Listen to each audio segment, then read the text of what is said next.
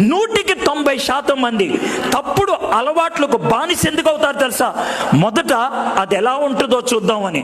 Cigarette తాగితే ఎలా ఉంటుందో, మందు కొడితే ఎలా ఉంటుందో, వ్యభిచారి దగ్గరికి వెళ్తే ఎలా ఉంటుందో, బ్లూ ఫిల్మ్ చూస్తే ఎట్లా ఉంటుందో ఒకసారి చూద్దాం.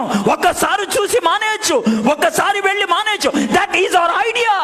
ఒక్కసారి ఈజీ, ఒక్కసారి ఎంజాయ్ చేయని, ఒక్కసారి అని వెళ్ళిన వాడు ఒక్కసారితో ఎప్పుడు ఆగడు. నీ జీవితం ఇరుక్కుపోయింది అలాంటి దాంట్లోనే. It looks so easy, it looks so beautiful.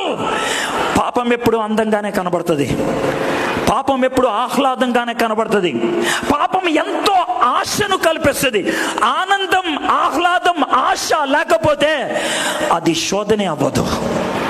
అయితే ఆ పాపంలోకి మనం వెళ్ళినప్పుడు, ఆ ప్రయత్నం చేసినప్పుడు చివరికి మిగిలేది ఆవేదన.